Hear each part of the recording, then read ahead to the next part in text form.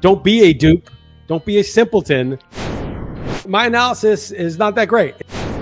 It's just what I think, and I just explain whatever reason comes to mind for why I think it. Each week on this video, we'll give you 3 of Chris Liss's best bets against the spread. One thing you got to realize when you're looking at somebody's picks on YouTube or on Twitter or in podcast form or whatever, is that the professional gamblers, the people who make a living betting on football, which is not very many people. Most people sell picks or they just act like it and get a lot of Twitter followers, but they're not winning bettors. They're probably getting like 55% right, which means 45% of the time they are dead wrong. And those are the best of the best, average. And they probably bet a couple games a week. And some weeks they don't bet any. Some weeks they bet a few. That's how serious you have to be. They're also shopping lines. They may go early in the week and get a little bit of extra half point. They may do a line that moves late in the week, but they're not just betting, whenever the line comes out at whatever book it is. They're shopping and moving the lines around. So be very wary of just taking whatever the recommendations of someone like me on YouTube is. You're probably going to lose. Okay. Second of all, you need to go 52.38% to break even. If you don't understand that, it's very simple. If you'd make $101 bets and you won 52 of them, you'd be up $52 and you'd lose $48. So you'd be up $4, except you pay an extra 10% on losses. So you'd be down $4.80. So $4 minus $4.80 is minus 80 cents. The break even, the zero, is at 52.38%. That sounds easy. It is not. The NFL lines are the most gambled lines, some of the most gambled lines on any event in the world. And they're very pushed, they're very tight because of the market is very good and the information is very public. So it's very hard to win. Lastly, if I were so good that I could pick 55, 60% consistently, I would probably be keeping this to myself and just printing money on my ATM, which is my betting ability. And I would not be making them available to the public. And people selling you the picks are the same way. They would not need your money to buy the picks if they could just print money because the picks were so good.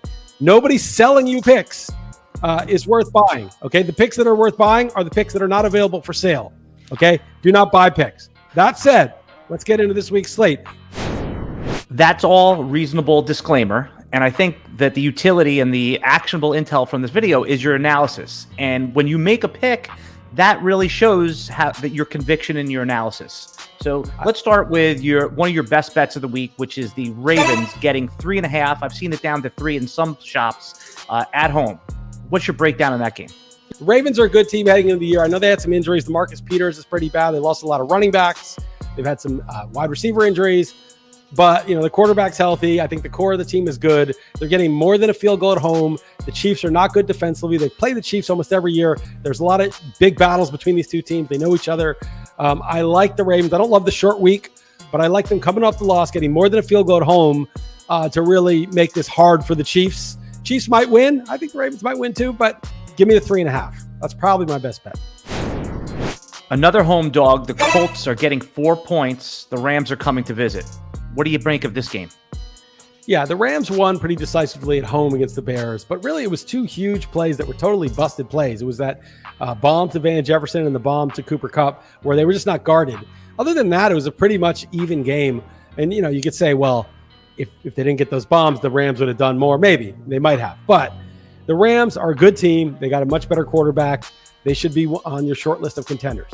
But going on the road, laying 4 against a non-doormatted Colts team with a pretty good defense themselves is tough. Wentz, was coming back from that foot injury, and Quentin Nelson, they've got another week under their belt. Didn't have any significant injuries.